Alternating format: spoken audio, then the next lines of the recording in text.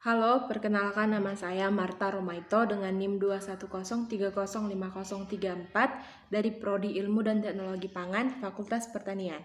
Di sini saya akan menjelaskan tentang salah satu contoh kasus pelanggaran HAM berat yang terjadi di Indonesia, dan kasus yang saya ambil adalah kasus pembunuhan Marsinah, seorang buruh di PT CPS Sidoarjo pada tahun 1993. Kronologinya adalah sebagai berikut. Pada Oktober 1965, dihapusnya hak mogok dalam kepemimpinan Soeharto karena posisi tawar buruh dianggap mengganggu dan menjadi parasit untuk pembangunan negara Indonesia, sehingga posisi tawar tersebut dihapuskan dan berdampak pada upah buruh sebagai karyawan kelas terendah mendapatkan upah yang tergolong rendah. Penghapusan hak mogok buruh bertolak belakang dengan Pasal 7 Ayat 2 Undang-Undang Dasar 1945 yang menyatakan setiap orang atau warga negara berhak atas penghidupan yang layak.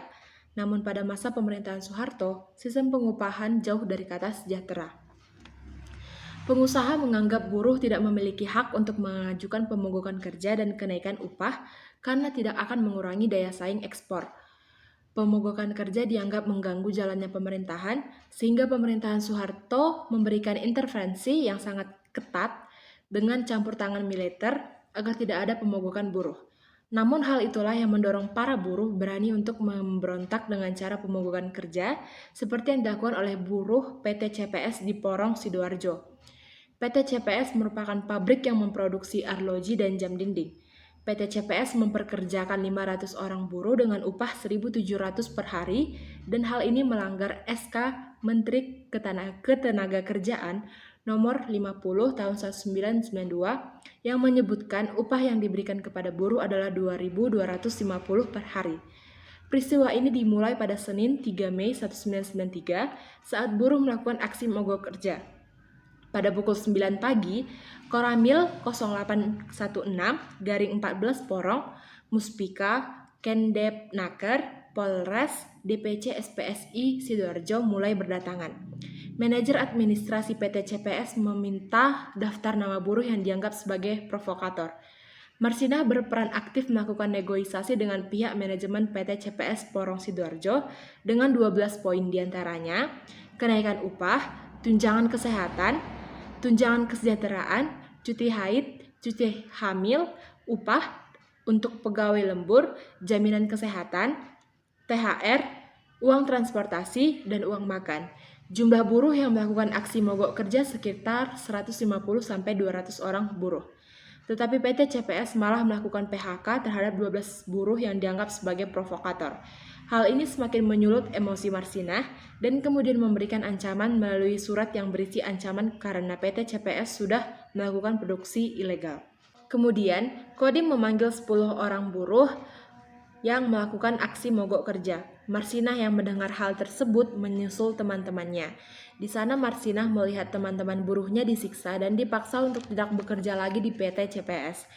Namun, 3 hari kemudian, Marsinah menghilang selama 3 hari, tanpa kabar. Rekannya mengira Marsinah mudik ke rumahnya di Nganjuk, tetapi setelah menghubungi keluarganya, keberadaan Marsinah juga tidak diketahui. Tanggal 8 Mei 1993 pagi, rekan-rekannya mendapatkan kabar bahwa Marsinah tewas dengan luka-luka di sekujur tubuhnya. Hasil visum menunjukkan adanya luka robek tak teratur sepanjang 3 cm yang menjalar mulai dari dinding kiri lubang kemaluan sampai ke dalam rongga perut. Di dalam tubuhnya ditemukan serpihan tulang. Tulang pinggul bagian depan hancur, selaput darah Marsinah robek, kandung kemih dan usus bagian bawahnya memar. Rongga perutnya mengalami pendarahan kurang lebih 1 liter. Dalam otopsi jenazah Marsinah oleh Haryono dan Profesor Dr. Harun Atmono menyimpulkan bahwa Marsinah tewas akibat penganiayaan berat.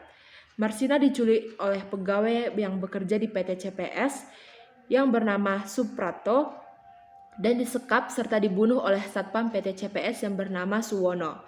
Setelah dilakukan penyelidikan, Pengadilan Negeri Sidoarjo menyatakan bahwa ke-9 petinggi PT CPS bersalah. Yudi Santoso selaku pemilik PT CPS divonis 17 tahun pidana penjara. Staf PT CPS lainnya yang berjumlah 4 orang divonis 14 tahun penjara. Namun, pada 3 Oktober 1993, Yudi Santoso bersama karyawannya mengajukan banding ke Pengadilan Tinggi Surabaya dan dinyatakan bebas.